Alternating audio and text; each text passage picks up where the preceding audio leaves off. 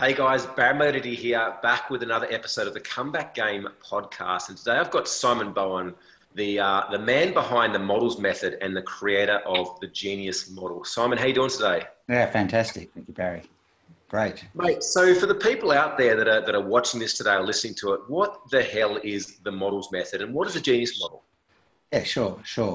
I've spent the better part of a quarter of a century.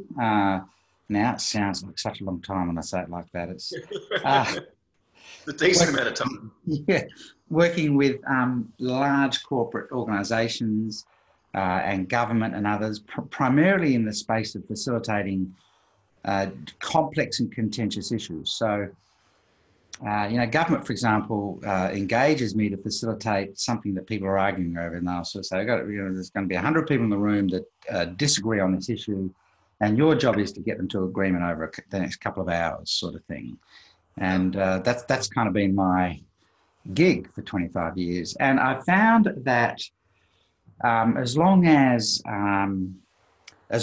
we use only words to do that, that generally just leads to further confusion and certainly greater conflict. And so, in fact, if I could, I'm going to see if I can share my screen in here, because it'd be good if I could draw it for you. So, when we're dealing with a complex or contentious issue, and so, and there's a podcast, so. Yeah, but the guys that are listening to this maybe on Spotify, YouTube, or Spotify, one of the other channels. But I'll talk through the model. I'll talk through the model as well, because you can speak in models as well as draw models. But when we use words only, and the brain receives about 83% of its information visually, and you and I are having a conversation right now, but you don't have a stream of words running through your head. What you're doing is you're converting my verbal into a visual inside your mind. Yeah. And the problem is, I don't know what the visual is that you're creating or how good your conversion skills are. So if I want to reach agreement on something, or I want to sell you a complex product or resolve a conflict, I may as well give you the verbal to visual translation myself. And we do that with a model. But if I draw a little 2x2 matrix, so a box divided into 4, you get 2 dimensions on that. So it's down the bottom left-hand corner. If I communicate with you in voice or words only, what we get down the bottom is this thing where people say, yeah, look, I hear you. But that doesn't sort of turn into anything, because what it sounds like to people is just all words, gift of the gab, etc. So if we go vertically to the top and we give people visual access to the idea, like I let you see it. And we could do that with things like stock images, clip art, stuff like that. If I give you visual access to the idea, you move from, yeah, I hear you, it's all words, to I see. Now, just the gear shift from I hear you to yeah, I see is different. And in fact, most people's tonality follows what I just did. I hear you to oh, I see, right? But we ramp that power up if along the horizontal, I also give you what I call structural access.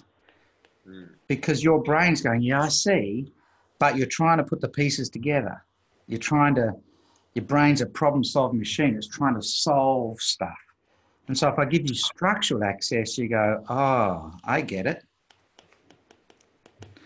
And so if I put those two things together, top right corner of this little 2x2 matrix, if you're in a position now where you go, I see, and I get it, now it's becoming desirable.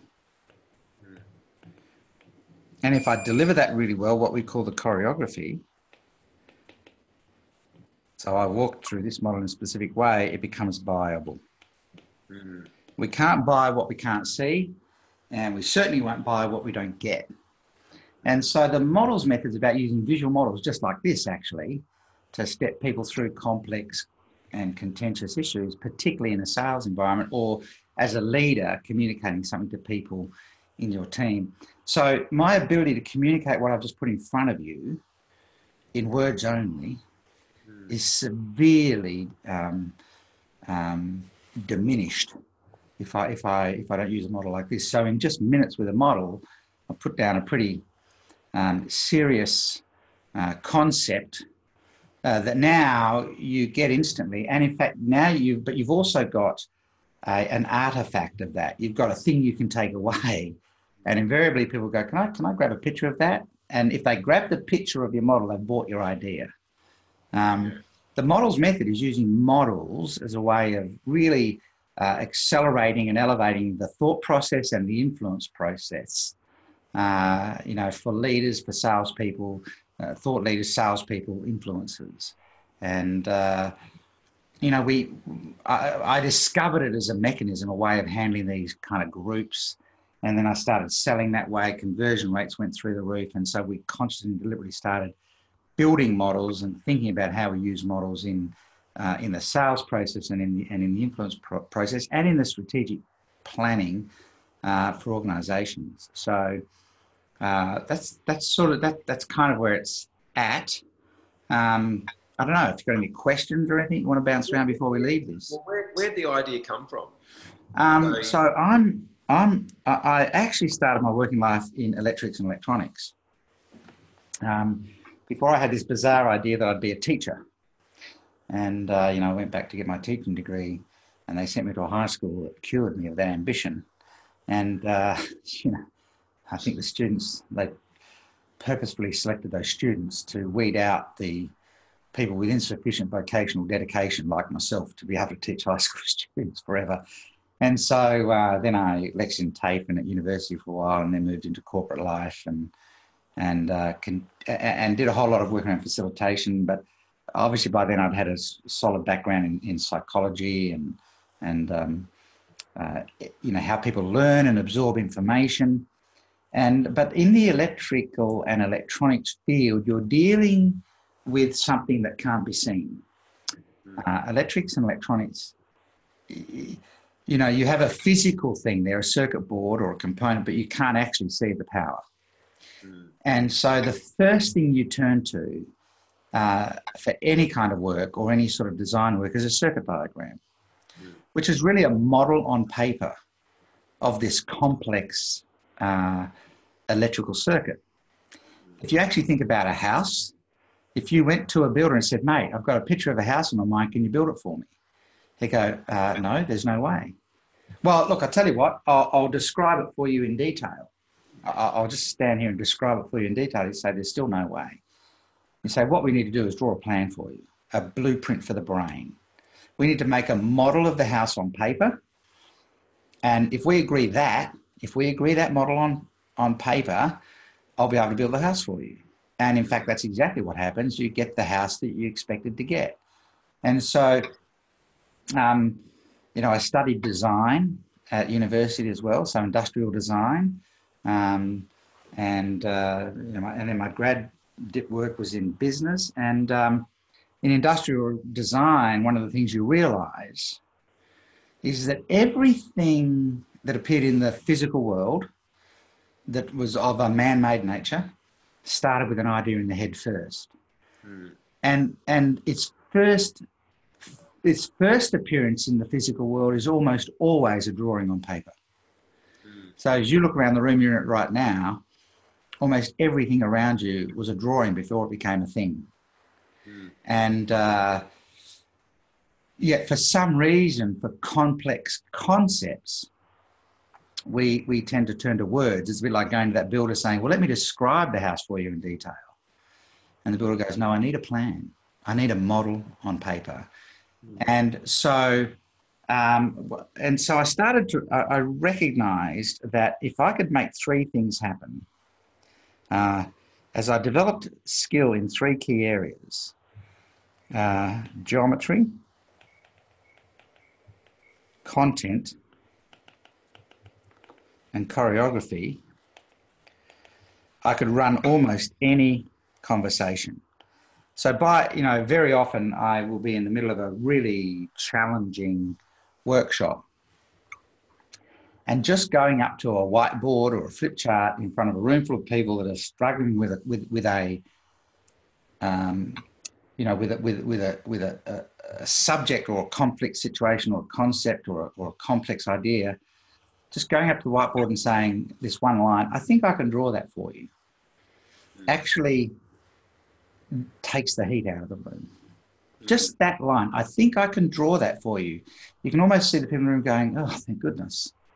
Because now in their minds, psychologically, they've gone, now we're going to see this, And so I'm very confident now that if I'm in a room full of people discussing, I've been involved for the past 6 years. I'm building a 60,000 seat stadium here in Western Australia.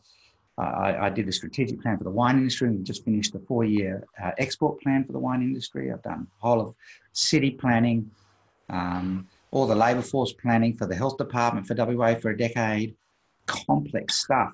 And, I often find if I go to the whiteboard when people are frustrated and say, I think I can draw this for you, even if I don't have a model in my mind, they go, oh, thank goodness.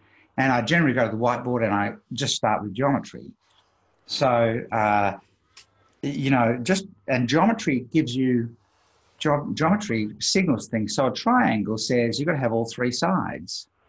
A bell curve says there's a bad end and a good end and average in the middle. So I would just pick a geometric shape that I felt was right and then facilitate the content out of them. What are the dimensions of that 2x2 matrix? What would you say is at the top and what's at the bottom? What's at the left and what's at the right? And if you have those two things together, how would you label that quadrant? You facilitate that out of the room.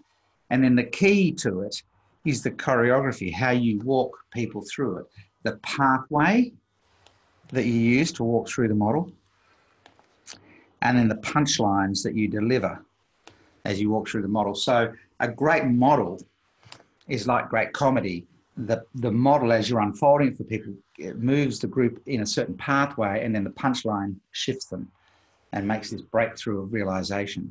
And so it started organically. It just kind of became a natural way for me to communicate with groups. And as more and more clients sort of said to me, so what started happening was clients would say, are you going to create a model for us?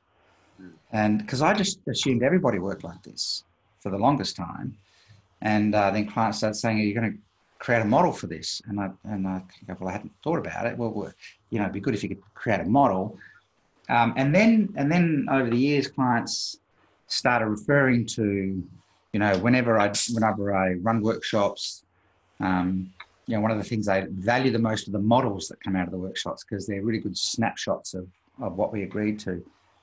And then and a number of people that have been in sales meetings with me, a lot of sales meetings with me over the years, so people that I've worked with, have sort of said, you should teach people how to sell with models the way that you sell with models. And once again, for the longest time, I thought everyone must do this.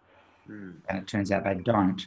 And so we started consciously building models and started consciously thinking about the models that would sell.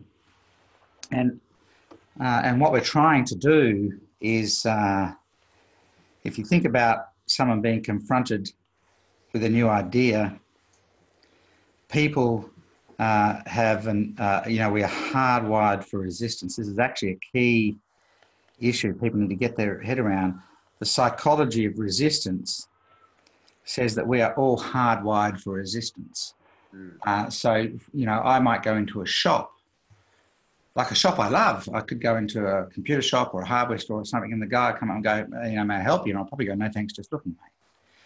But I went in there, so why the hell did I say no, thanks, just looking? And it's because we've got this hard wiring for resistance, and we don't have the same equivalent hardwiring for acceptance. So when we're introducing a new idea to people, in a sales scenario or in a coaching scenario or a thought leadership scenario or whatever, we've got, generally speaking, we've got high resistance in play and low acceptance in play. And so what's happening in here what generally happens in here over time is pressure. People often resort to pressure to get those two things to flip, because we're trying to get to this inflection point, which is the conversion point. Conversion of a person to an idea, whether it's selling or leadership, conversion of a person to an idea is simply the flipping of resistance for acceptance. That's all that conversion is. And this takes a period of time if you use pressure. But I found that if I put a model in front of people, it created that flip almost instantly. And so we can eliminate that time. It gives them something physical to hang on to. And so my tactic simply became frustrate people for a short amount of time and then put a model in front of them. And so if there's a level of frustration, they've got a desire to want to get to a resolution. So I put a model in front of them and go, that's it, flip, conversion of thought. And now on the other side of that, we're having a very different conversation. So it started out organically and then became a bit of a science for me and then a bit of an obsession. Hope that's kind of, and then the key model that I built over a number of years was the genius model, which is the shape of the genius model, which, as you're aware, the shape of the genius model looks like this. A three-circle Venn diagram with 9 segments around the outside. But the genius model is really the expression of an entire business in one single model. So the genius model is like, the genius model is effectively taking the vision and the mission of the organisation and creating the blueprint for how that's going to be delivered. That's what the genius model is. It's a blueprint of how you deliver what the vision and mission of the organisation is. Does that make sense? Yes, genius.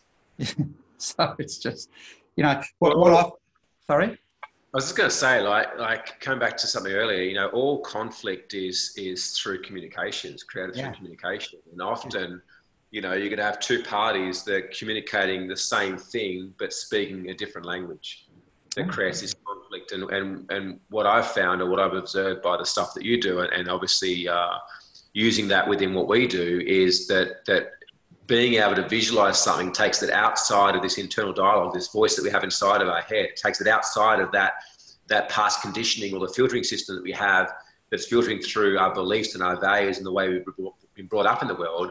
And it almost creates more of a universal truth when we're able to see it outside of ourselves. It's being discussed in front of us rather than within us.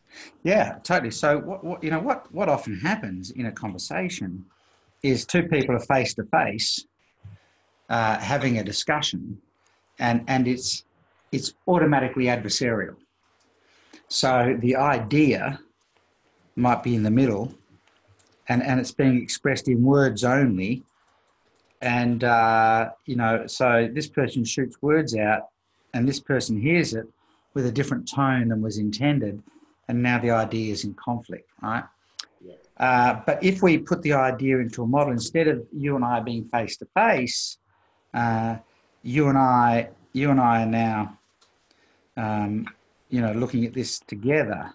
It's now you and I side by side looking at the model, the concept in the middle, and we can work on it together. We can fill bits in together. We can, well, that word doesn't fit. Well, let's try this then. So, but what actually happens is the geometry of the model gives us a structure to operate inside.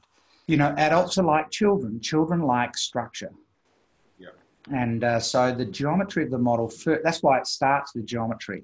The geometry of the model gives the conversation structure. Even if it's not the right geometry, it will give the conversation structure, and then we'll probably reach a point where we go, it's not a triangle, it's a square. Let's rub that one out and start again. But we're that much further down the track now. We've kind of realised there's not 3 things, there's 4. So what's the 4th one, But if we were just doing this in words, we'd go around and around and around that, because you're right, so much conflict, or all conflict is a function of poor communication. And you have to process the information differently as well when it's auditory only. Correct. And if you look at that, You know, you look at the preferred modalities, you know, majority of people process information, like you said, visually first. And then they turn it into a feeling, you know, kinesthetic feeling, or then they turn it into an auditory sound internally, but visual is what they process first. Yeah, totally. So, you know, I just, we were just talking at the start of the call. I just kind of come back from South Africa where we had the opportunity to kind of, you know, do drives morning and afternoon on you know, on a game park just to watch the animals, right? And it's kind of fascinating watching these wild animals. When they can see it, they're relaxed. When they hear it and it's unusual, they're on alert, but they don't act. So, you know, the wild dogs or the hyenas, you know, when they can see us and the safari vehicle's familiar, they're quite relaxed. And then if there's a noise, a clang, a sudden noise that's out of the ordinary, that they're on alert and they're looking around. Now, they only move into action when they see what it is. Yeah. They don't move into action when they hear it. So if we're dealing with people on a complex concept, whether we're selling or leading, it makes sense to start with letting them see it rather than just, you know, when we speak, that's the instinct of the animal. That's the freeze, flight, or fight response of the animal. When I hear a sound, I'm on alert, right? But when I can see what it is, and I can see whether it's got danger for me or not, and if it's not, then I'm okay. Now, when we hear people just speaking, there's still this hardwired freeze, flight, or fright response. So, is he telling me the truth? You know, is he, you know, your silver tongue? Like, it's not as obvious, but it's still there. I'm just waiting to hear. But if I can see the concept structurally, if I've got visual access and structural access, I can start to make sense of this. And so what happens in a lot of companies or a lot of businesses, structure their business. They say, we'll do these 5 things and produce a product here, and we'll sell it to the customer here, right? So the customer is at the end of the line. What the genius model is about is putting the customer at the center in terms of the value that we create for them, the key outcomes that we deliver against that value, putting the customer right at the heart of the business. And then everything around the outside are the 3 key levers that we pull in our business to deliver that center bit, and then specifically the actual activities that we have that drive those levers. And so the genius model puts the client, the customer, the buyer right in the middle of your business. And when you walk through that with a customer in a highly choreographed way, it takes about 7 minutes. They sink into the model with you. You can facilitate them into the model. So we facilitate instead of selling. And they just feel differently about it because geometrically they're in the middle of your business. It's built around them. And it gives structure and shape and form to this thing. They can understand it. And it allows you to invite them into the conversation with how you do these things around the outside. And you might have labels that you put on them, but they might have a different label that still means the same thing. And because there's a geometry to it, it allows you to use their labels and not lose any. You know, it's a very powerful process. What have been some of the challenges that you've had getting the business up and running or getting this out to the market? So our consulting business, was positioned as a typical management consultancy. And so we would go to the market and say we do strategic planning, organizational development, and market positioning. And everybody gets that, right? So we weren't actually saying we do models, the models method. And I just happened to use models as the way we did it. And, we've built a really strong reputation in that space. Lots of clients use it exclusively and we get a lot of referrals. But it's easy to say we have a management consultancy business. It's the taste like chicken scenario, So you go to the restaurant and they've got crocodile on the menu and you go, what happened to me in Africa, right? You go to the restaurant and they've got ostrich on the menu. And I go, I've never tasted ostrich. They go, it's like beef.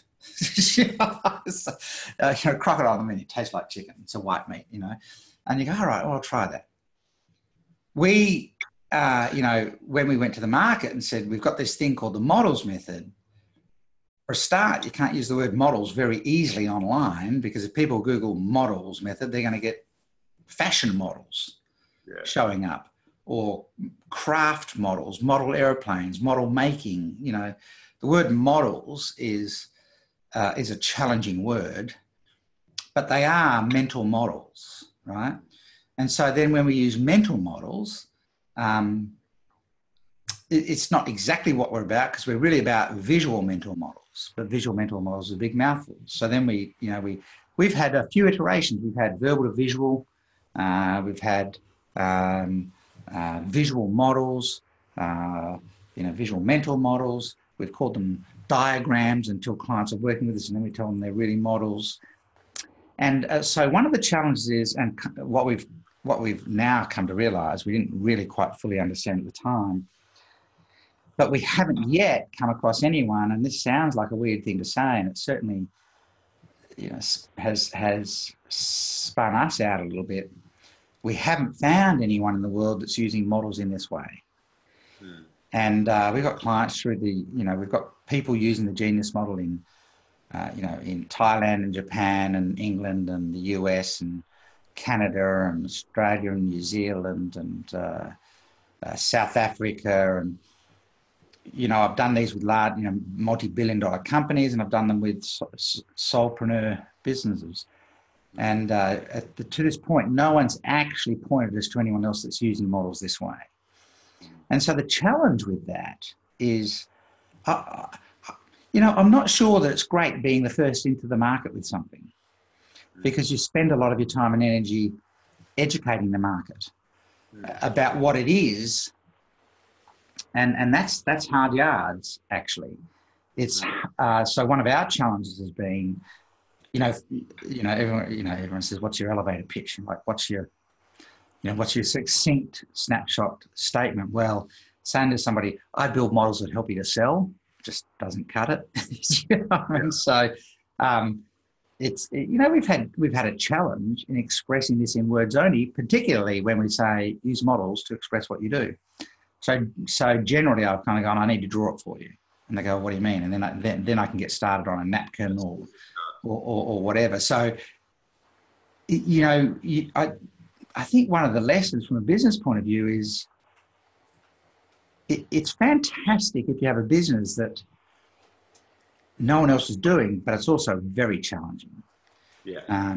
Do you want to be the first into the market? So many people are, they're dreaming of that unique thing that they can sell, or that unique positioning, but I'm not sold on the idea that that's actually the best place to be in terms of business positioning. I think a great place to be is at the top of the market on something that people already understand. Yeah. Or have a slight twist on something that people already understand. But this method of selling that we teach now, and we get enormous results with it, but it's very different to how most people have understood selling to be. It's a facilitative style rather than a selling style. It's using a visual framework like this to walk people through it. And so, we don't even really talk about conversion. That's kind of outside the boundary of a lot of people's thinking. And so we have to get them there first, which is why I use things like this to explain, what we're doing here. And that diagram has become really valuable to me. This idea of all selling is a conversion of resistance for acceptance. And what if we could get rid of the orange bit and just go straight to the point of inflection? Yeah. And that kind of resonates with most people. But I draw it. So I've drawn it so many times on my phone, in Notability, the little program. That's not funny, So that's been one of the challenges. We've had to really push technology.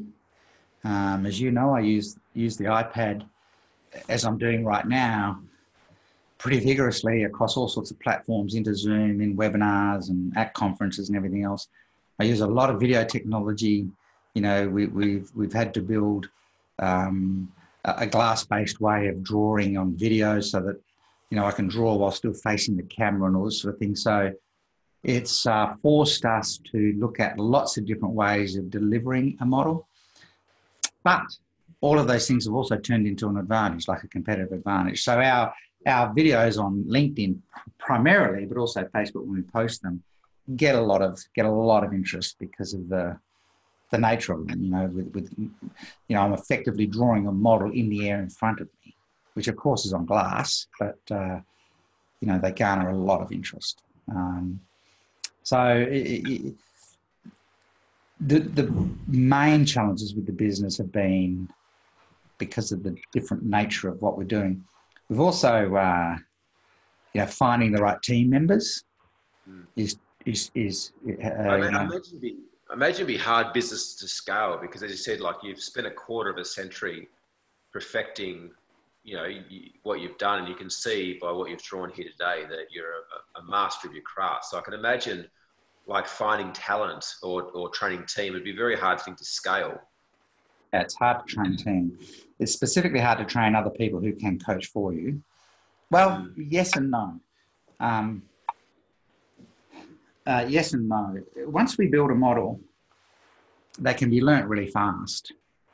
So when we unpack a genius model for a client, like the fastest I've ever pulled a genius model out of the business is 7 minutes. Because of the geometry, I can get the genius, the magic of a business out really quickly. And we generally pull the 4 core selling models. So the core selling model, the core story in sales is a pressure model that basically says to the client, where are you now and where do you want to be? So why would you do this? In other words, pressure or tension. Yeah. So what's the tension between where you are now and where you want to be? That's the first one. The second model is like an iceberg, and it's value. It's what we do. So it's about value. It's surface level value down to transformational value. The third model is the genius model, which is how.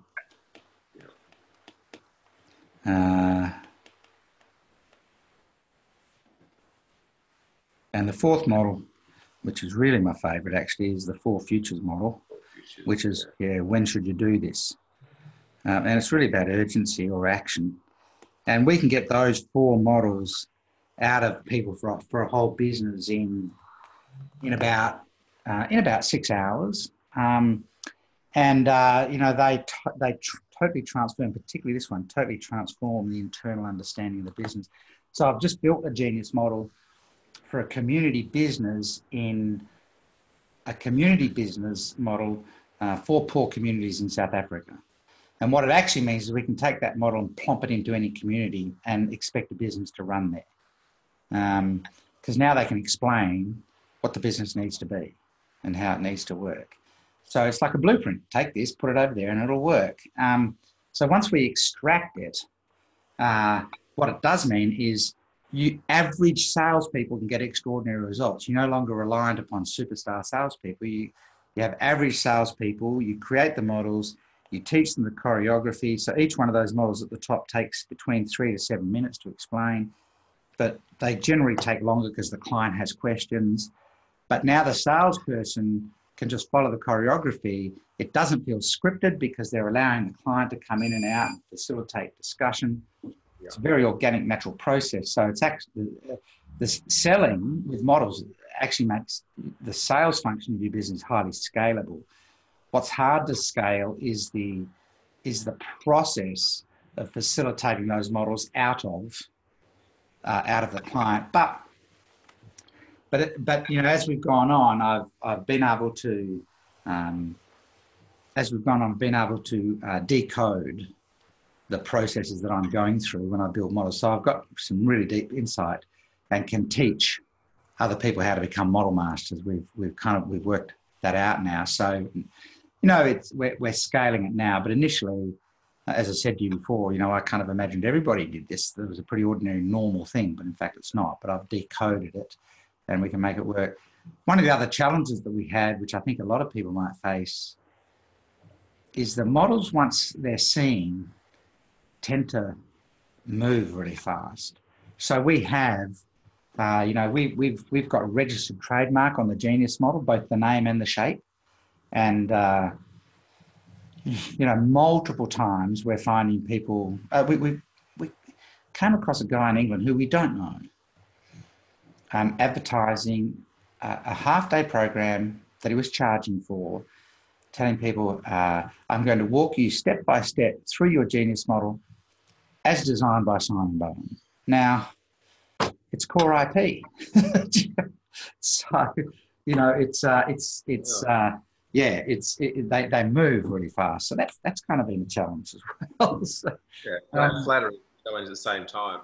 Pardon? I'm flattering and challenging at the same time. Yeah. So they actually help scale now that we've decoded the thought process behind being able to walk up to a whiteboard, put your pen on the whiteboard, not knowing what the model's going to be, but come out with one at the end. We've figured it, But initially we had to unpack it. But I think that's true for most people in a business where they're providing thought leadership. It's a little bit, it would be similar for you as well. You're the face of your business, but you're also doing the podcasts, and by default, you're the person, gaining all these insights in terms of the kind of the comeback stories and how that could apply. And the challenge for anyone with a conceptual product or a thought leadership product is to decode it so you can pass it on, if you like. And that's been the same challenge we've had. Yeah, mate. The Genius models are just absolutely incredible. One thing you didn't tell us though, did the crocodile taste like chicken? Well, I don't think it does. I didn't love the crocodile, but I did like ostrich.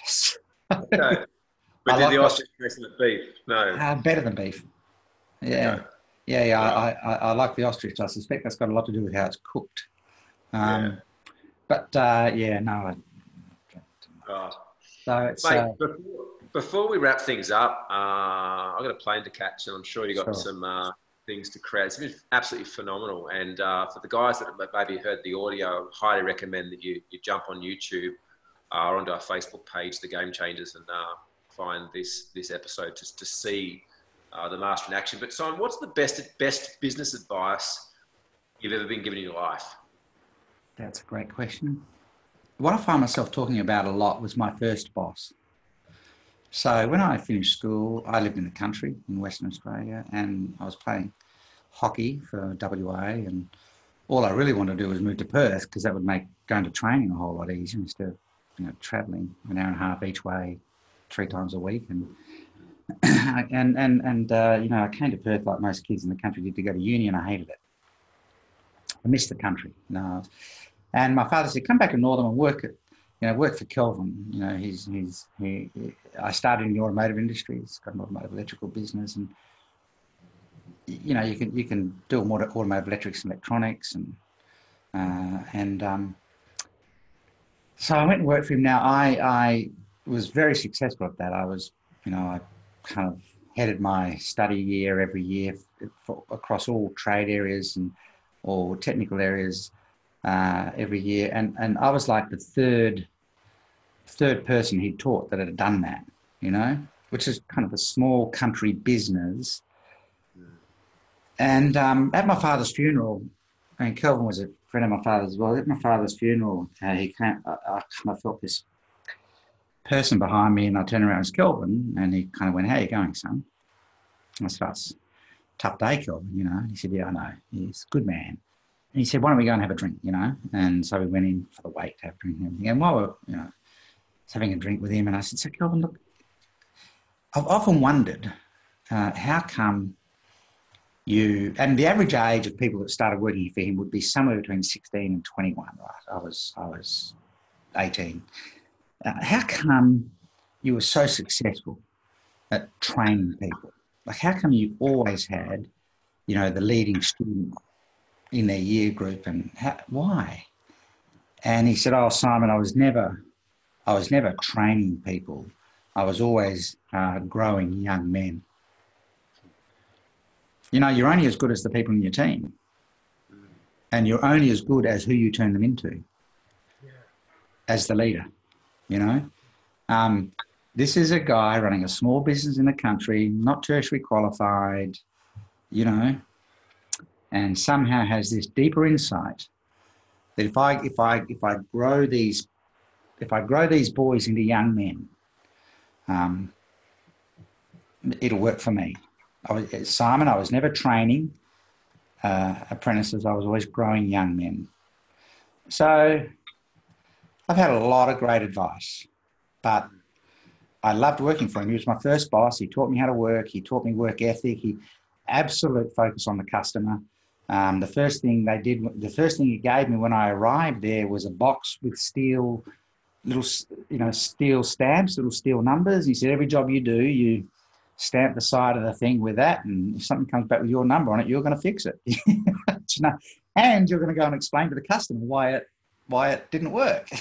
So very direct, cause and effect, and do the job, do it well. Otherwise, you're going to be talking to the customer, not me, you know. And look, so what's the business lesson? And I've been fortunate enough to work. I do a lot of work one-to-one with CEOs. I was an executive manager with CSR Building Materials, across WA and South Australia. And the truth is, you're only ever as good as your team and the people that you grow them into being through your leadership, if you like. It's a profound lesson to get from a guy running a little country business, you know. How did he ever know that?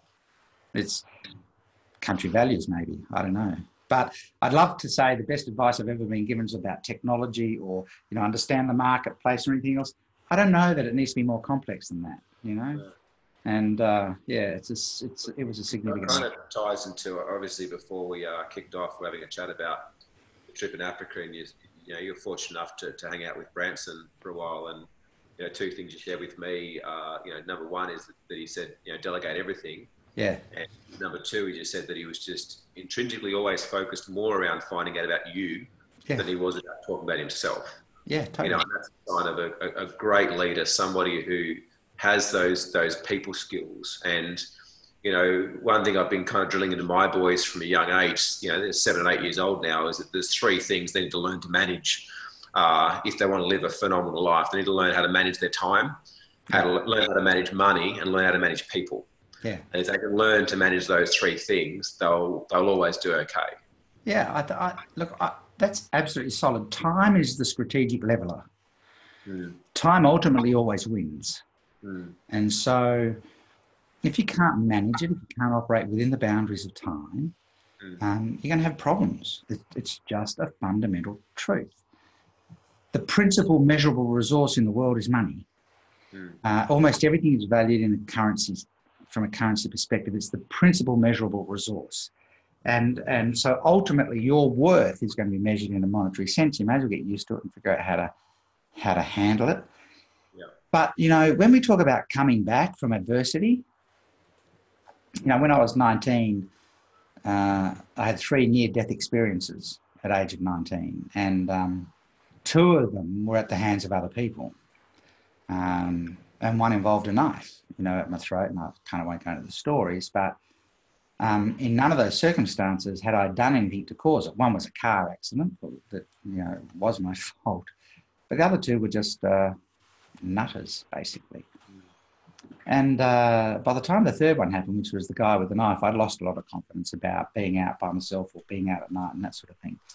And the reality is coming back from adversity. People often talk about when they come back from adversity and it's grit and it's focus and it's kind of tenacity and that sort of thing. But you know what? It's also as much to do with who you've got around you as it is to do with what you do yourself.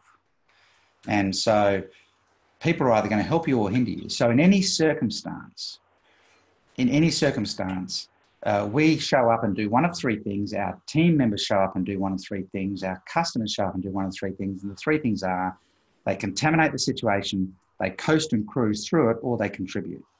And, if you know how to look after and manage people, you find most people contribute to what you're trying to do most of the time.